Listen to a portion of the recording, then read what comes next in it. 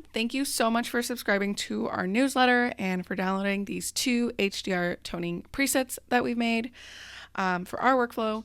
I'm excited to show you this fun little video tutorial on how to apply them and, use them and make your own combination so that you create a really fun and unique effect.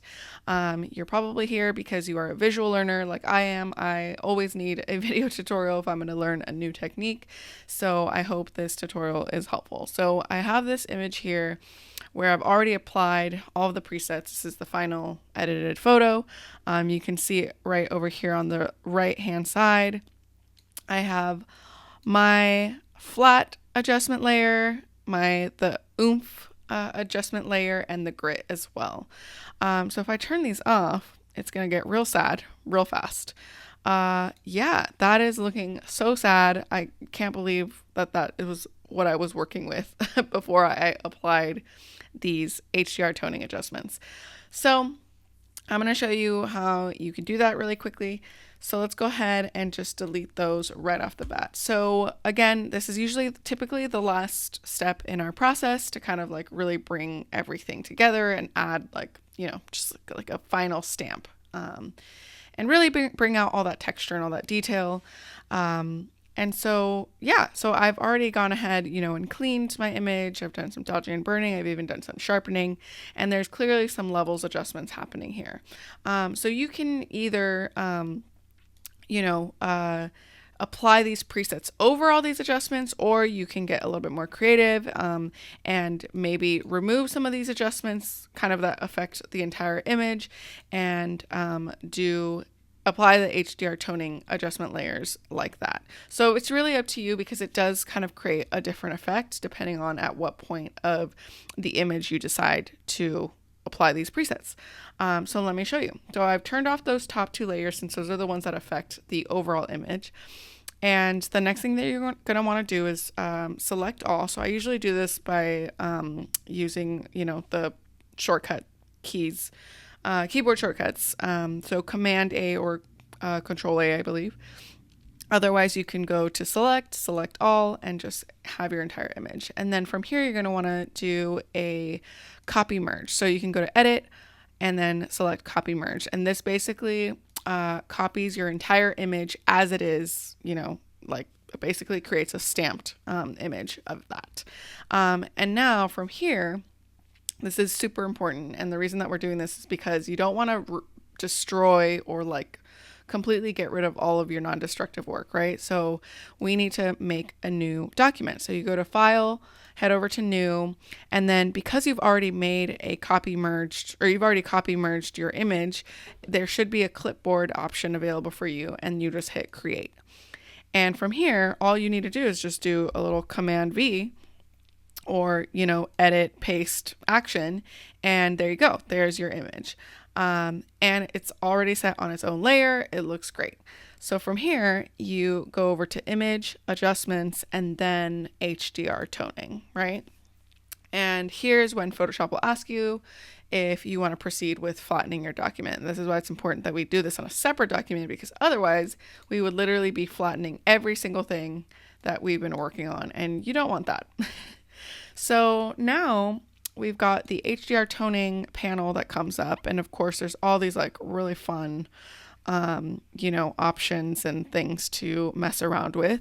Photoshop has already done, a lot to kind of give you different kinds of presets. They're all super, super fun. I mean, I highly encourage you to kind of just go in and check out all of them. They're pretty insane. Lots of fun ones. And you can get real playful with it. But I like to use flat as kind of my base adjustment, HDR toning adjustment layer first, because it kind of provides a nice base for the oomph and the grit. So we've got flat, and that looks great. So I'm going to hit OK. Let that do its thing. And then from here, I'm going to just select all again. I'm going to hit Command C to copy. And then I'm going to go back to my original document, and then I'm going to press Command V to paste. Sometimes, depending on what profiles you're working on, you might get this little dialog box that says are you sure to, paste this layer, you can press OK. That's totally fine. And there we go. There's our flat. And obviously, if you can name your layers, that is awesome. So when I edited this photo, I kept the blending mode normal for flat, but it's important to note that for the oomph and the grit, we will be changing the blending mode to some other options. But you can, go in ahead and kind of try out different blending modes if you want for the flat. I like to keep it at normal. And I believe when I set this up last time, I used a 40% opacity and then a 65% fill. So if I turn that on, off, it just kind of brings up everything in the shadows. It's a nice little base. So that looks great. Now what I can do is I can return to my extra document, right? And I can go into my history panel. If you don't have the history panel on the right side of all your panels, you can just go over to Window and select History, and that should pop right up. This is helpful so that you can kind of start building multiple adjustment layers, HDR toning adjustment layers. Basically, you can just have fun with this and repeat the steps and try different things. So in this case, I'm just going to return to the flatten image part of my editing and, remove the HDR toning that I did and just basically do the same exact thing, steps again. So image, adjustments, HDR toning, and then now I can apply our fun presets. So I'm going to choose the oomph and look at that. It just kind of adds this like fun, punchy, and like, almost like a little bit of a 3D look, which is always fun. And then I'm going to press OK and let it do its thing. And perfect. And then I'm just going to go ahead and select all, copy it, and paste it back into our image. And I'm going to hit OK as well. And there we go. Now we've got the oomph in action. And so here's where the fun part happens, is for these two presets that we've made. Blending modes are going to be your friend. So you can just kind of go on in, start playing around. Ooh, that already looks so good. That overlay, soft light, hard. Ooh, okay. This is looking really good. I love the hard light. I feel like the hard light is just a vibe. Obviously this is like pushing it like all the way. If you really zoom in here, you can see it's a lot. It's giving. I mean, it's pretty awesome. But maybe you don't want that much, and that's okay. That's where, the opacity and the fill kind of come in. So I believe I had it at 45% and then I had it at 70% for this image here. Now it obviously still looks dark. That's why we haven't turned on these levels adjustments yet. So we can do that at the very end. But yeah, that looks great. Or you can have them on. You can turn them on so that you can see what you're working with. But yes, that looks awesome. And I'm going to just do that same exact thing again for the grit. So I'm going to return to flatten image, head on over again to HDR toning, and then make sure I select the grit and hit OK. And that looks pretty wild. It's basically, like why am I forgetting what I want to say? It's basically like using the filter high pass method, but it's kind of like almost on steroids, which I kind of love.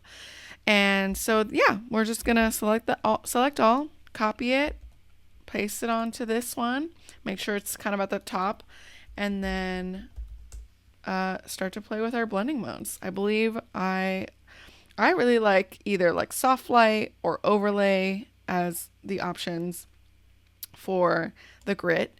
And then I believe I toned it down a little bit. Didn't want it to go too crazy. So I put the opacity at 45% and then the fill not at 1,000, but at 70%. Now that looks awesome. Oh, that's so much prettier. Now, one thing that I remember I did for this exact photo, this is where you can get real, specific, or just like, fix things according to how you want them. I love the grit, but I think in the bottom grid background, it just kind of brightened brightened it up a little bit too much. So here's where you can really just customize it, right? You can go in and add a layer mask and, take a really large brush and paint in the areas that you don't want to be applied as far as the preset goes. So in this case, I really want to keep the darkness of this background. So I'm actually going to remove it from the grit layer, and that already looks way better. So if I turn off that mask, you can see how much it brightened that up, but now we get to retain some of that contrast there.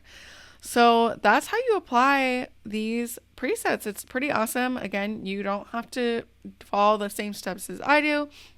If I remove the flat, you can see that it was like a much darker image, and that's kind of why I like to use it as a base, because it really brings out the details in the darks.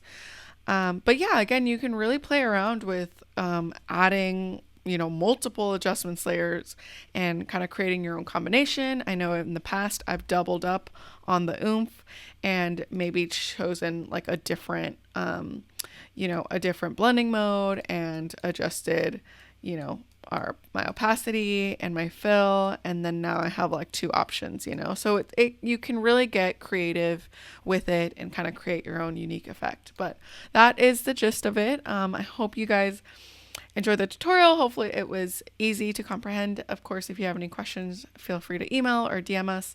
But yeah, we can't wait to see how you use these presets in your workflow. It's going to be so fun to see. So please tag us on Instagram at Weekend Creative. Otherwise, see you around, and thank you. Bye-bye.